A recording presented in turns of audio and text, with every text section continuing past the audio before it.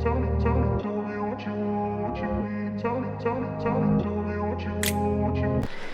everyone, this is your host Ravindra Kumar, welcoming you all to our channel Precise Physics।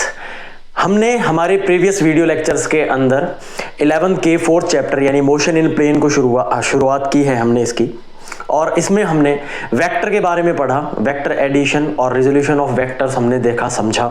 हमने velocity, हमने acceleration का vector nature देखा कि कैसे ये एक प्लेन के अंदर वर्क करते हैं। इसके अलावा हम प्रोजेक्टाइल मोशन को अब तक पढ़ चुके हैं। आज के हमारे इस वीडियो लेक्चर के अंदर हम देखने वाले हैं कि सर्कुलर मोशन क्या होता है। कोई बॉडी जब एक सर्कुलर पाथ पे घूमती है तो उसका मोशन कैसे हम स्टडी करते हैं। तो सर्कुलर मोशन की अगर हम बात करें, यूनिफॉर्म सर्कुलर मोशन,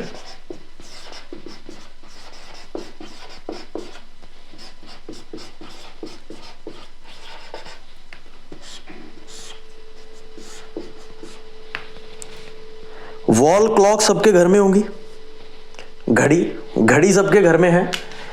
घड़ी की जो सुई होती है, घड़ी की जो सुई होती है वो कुछ इस तरह से मूव करती है, कुछ इस तरह से मूव करती है। यानी मैं अगर एक घड़ी के सुई की हेड की बात करूं तो वो कुछ इस तरह से इस सर्कुलर पाथ पे मूव करता है। यानी ये एक बहुत ही इजी और फैमिलियर एग्जांपल हो सकता है सर्कुलर मोशन का।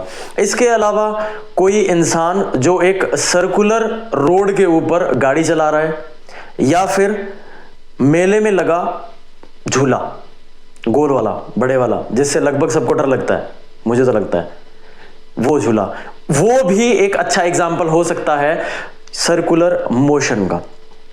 सर्कुलर मोशन के अंदर अगर हम सर्कुलर मोशन की बात कर रहे हैं, कोई भी मोशन अगर हम बात करते हैं, तो सबसे पहले जो बेसिक चीज है वो हमें समझनी पड़ेगी, जिसे हम कहते हैं डिस्प्लेसमेंट। और अगर हम बात कर रहे हैं सर्कुलर मोशन की, तो इसका मतलब यहां डिस्प्लेसमेंट भी एंगुलर होगा, डिस्प्लेसमेंट भी यहां होगा एंगुलर। यानी अगर कोई ऑब्जेक्ट या कोई बॉडी एक सर्कुलर पाथ के ऊपर मूव कर रही है, एक सर्कुलर पाथ के ऊपर मूव कर रही है, तो हम लेट करते हैं कि वो इनिशियली इस पॉइंट पे होगी और फाइनली वो इस सर्कुलर पाथ पे मूव करके इस पॉइंट पे होगी। यानी ये उसने एक ट्रांसलेशनल मोशन, यहां हम इसको कह सकते हैं, या ट्रांसलेशनल जो डिस्प्लेसमेंट है उसका ये होगा from a point to b point. A उसका इनिशियल पोजीशन, बी उसका फाइनल पोजीशन।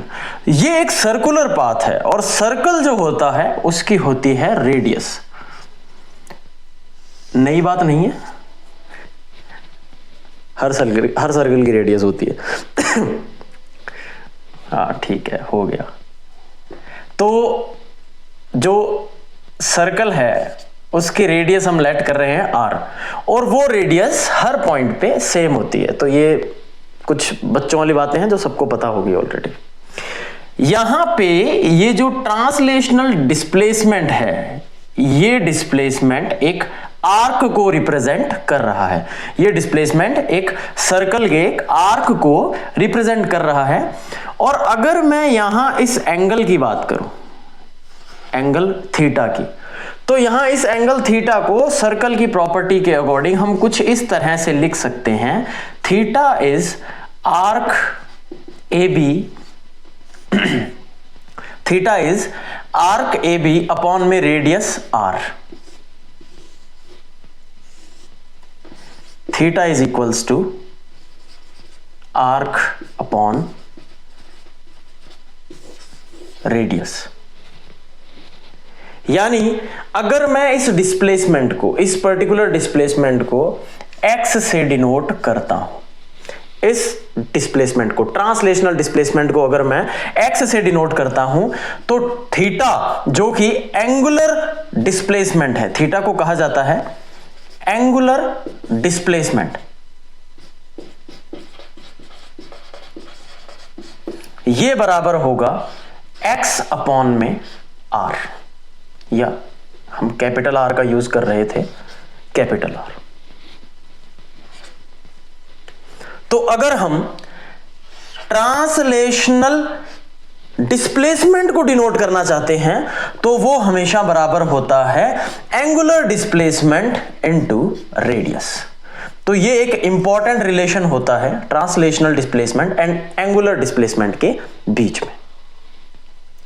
अब हम बात करते हैं एंगुलर वेलोसिटी की, क्योंकि अगर हम डिस्प्लेसमेंट देख चुके हैं तो obviously velocity is change in displacement with respect to time. तो एंगुलर डिस्प्लेसमेंट हो गया। अब हम समझेंगे एंगुलर वेलोसिटी को। मैं एंगुलर डिस्प्लेसमेंट को एक साइड में लिख देता हूं।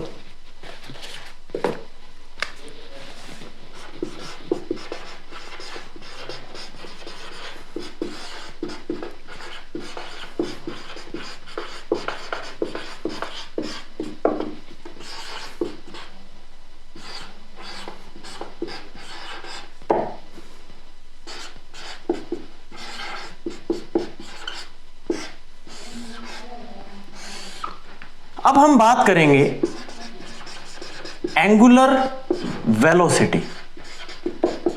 एंगुलर वेलोसिटी जिसे ओमेगा से डिनोट किया जाता है। तो ऑब्वियसली सिंपल वेलोसिटी जिसे हम ट्रांसलेशनल वेलोसिटी कहते हैं वो होती है डिस्प्लेसमेंट अपॉन टाइम, यानी कि वेलोसिटी का रिलेशन सबको पता है, वो होता है dx अपॉन में dt और change in displacement with respect to time, जिसे हम बहुत अच्छे से डिस्कस कर चुके हैं। बट यहां एंगुलर वेलोसिटी की बात हो रही है, यानी अगर ये मिनट हैंड कुछ यहां से इस तरह मूव कर रही है, या अगर मैं एंटी क्लॉकवाइज इसकी मूवमेंट की बात करूं तो ये कुछ इस तरह से अगर मूव कर रही है, तो ये कितनी वेलोसिटी के साथ कुछ इस तरह से मूव करेगी, वो ओमेगा के बराबर होगा।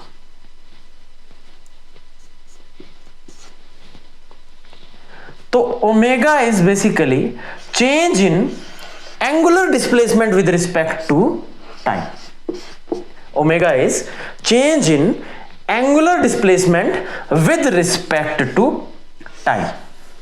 और अगर हम translational velocity and angular velocity के बीच में रिलेशन निकालना चाहते हैं तो इजीली हम इस रिलेशनशिप का यूज कर सकते हैं, और यहां से या यहां से थीटा को हम लिख सकते हैं x अपॉन में r, and for a circle radius is always constant.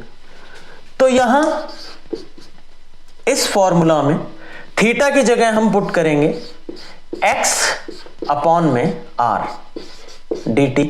जो रेडियस है वो कांस्टेंट है, वो बाहर आ जाएगी, तो ये बचेगा dx अपॉन में dt is equals to omega.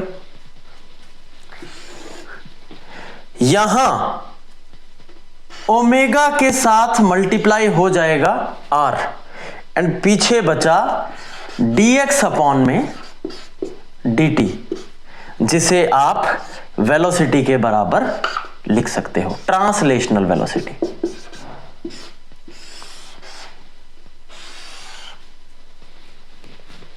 जब हम एक लीनियर पाथ की बात करते हैं उस पे जो वेलोसिटी होती है वो v होती है, और ये होती है rotational velocity. So angular velocity into radius is equals to normal velocity. तो ये दो बहुत ही इंपॉर्टेंट रिलेशनशिप्स हैं जो आपको अच्छे से समझ में आ जाने चाहिए।